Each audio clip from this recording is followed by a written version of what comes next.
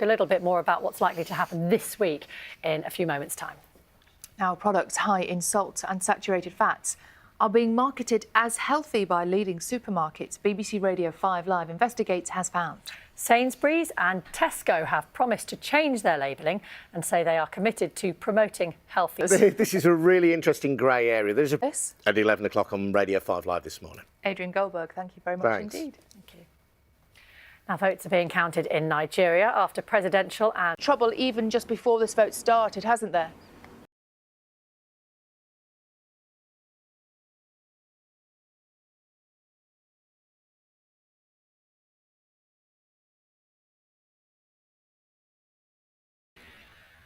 North Korea's leader Kim Jong-un has left Pyongyang to travel to Vietnam to meet with President Trump. Mr. Kim is... The Duke and Duchess of Sussex are to visit a school for girls in the Atlas Mountains on the first full day of their trip to Morocco. They were greeted at Casino. Meanwhile, the Oscars are being held in Hollywood this evening. The favourite, starring Olivia Colman, is up for 10 awards, jointly leading the nominations with Roma, a Mexican film produced by Netflix. And there's greater diversity, or hope for greater diversity, at least amongst the winners this year, after a shake-up in the membership of the Academy, following criticism that Hollywood has been too white and too...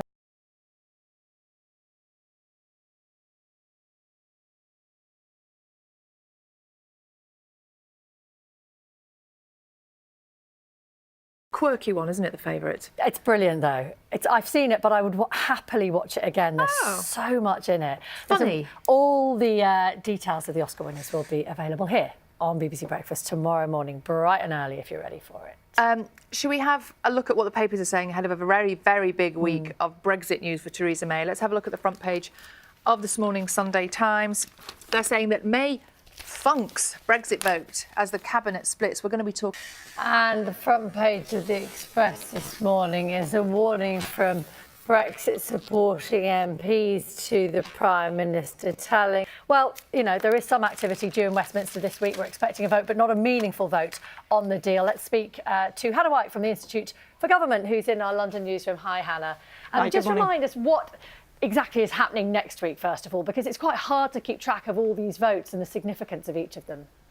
Prospect of some kind of amendment which would rule out a no deal is still very much on the table, isn't it? In fact, encourage more MPs, more hardline Brexiteer MPs, if you like, to vote for her deal, because the prospect then of not achieving Brexit in the near future becomes... As the breakaway MPs from both the Conservatives and the Labour Party forming this small group, let's be honest, the independent group within Parliament.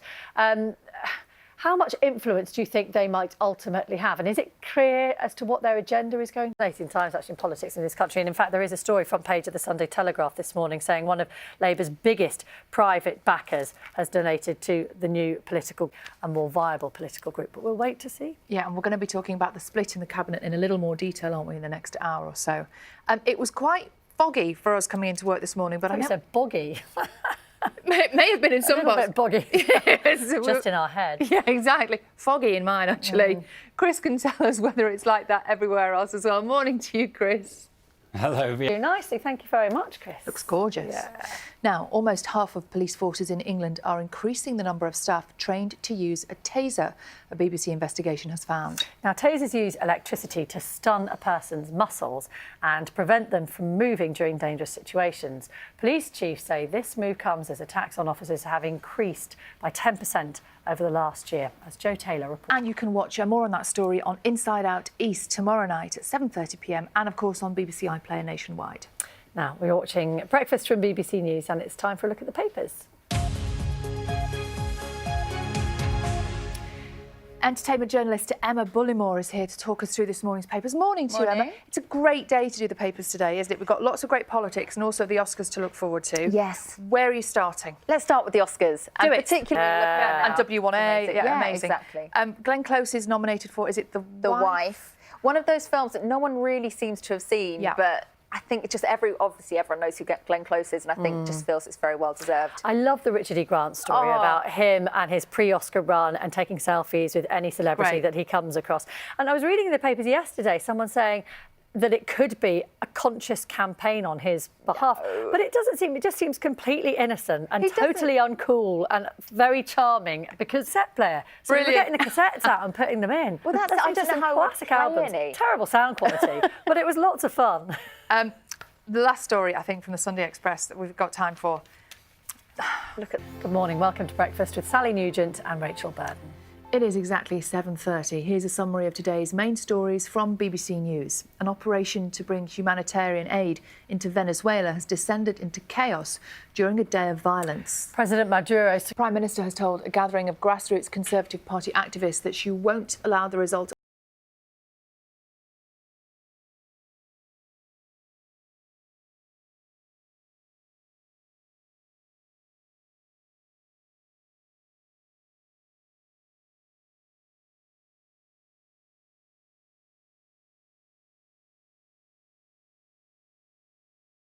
A court in Chicago has set bail for the American musician R. Kelly at $1 million. To visit a school for girls in the Atlas Mountains on the first full day of their trip to Morocco. There's nothing wrong with the date, though, when you're pregnant, is there? No. It's probably very good for you. It probably is. I tell you what's good for morale if you're Welsh. Oh, my goodness. Yeah. Morning, Less Holly. so if you're English. Yeah. Oh, they don't need a morale boost now after that performance yesterday. What an amazing atmosphere. Oh, it was incredible. Yeah. We were talking about this earlier, the fact that it's not often that the atmosphere really translates through the TV, and it really... There's nothing wrong with the date, though, when you're pregnant, is there? No. It's probably very good for you. It probably is. I tell you what's good for morale if you're Welsh. Oh, my goodness. Yeah. Morning, Less Holly. so if you're English. Yeah.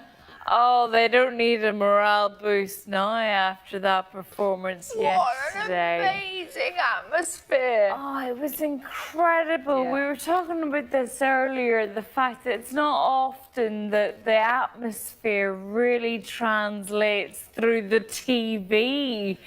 And it really was incredible. And there's something about the number 9 for Wales and England, isn't there? Yeah. We've been looking at the figures. Now, Wales have beaten England in 1949, 59, 69, 79, 89, 2009, and now 2019. What does it all mean? Oh, what does that all mean? I think 2029, maybe England should think twice about heading to Cardiff. I mean, to be fair, that whole thing that Wales have forgotten how to lose and the way they approached the second half and they absolutely turned the screw on England was really, really impressive. It really was. That second half performance, as you say, it really turned the screw, given particularly that England were actually leading, good morning, before half-time. But Warren Gatland's side just produced a late fight back to win 21-13 at the Principality Stadium. And that means they're now the only side in this year's tournament with 3 wins from 3, while Joe Wilson was in Cardiff. Years to come. That's great. Holly, that's lovely to talk to you. We'll see you again in half an hour. Thank you. It's 7:40 here on BBC Breakfast. Now, misconceptions about eating disorders could stop people getting the crucial treatment they need, according to research from the charity Beat. It found that just under half of people from Black, Asian or minority ethnic backgrounds would feel uncomfortable seeking help for an eating disorder, while 4 in 10 people believe only white people are affected. Joining us now and telling us your story. It's a really brave thing to do. Tell us about what was going on in your life and how this issue really found that people didn't kind of perceive it perhaps to be an issue for you because of those prejudices. Yeah, unfortunately so. The range of people this can affect. Thank you, and thank you, Tom. Now for details of organisations which offer advice and support with eating disorders. Time for a look at this morning's weather. It's been really quite a nice weekend for most of us, but a bit misty out and about this morning, Chris Fawkes, isn't that right? Time for a look at this morning's weather. It's been really quite a nice weekend for most of us, but a bit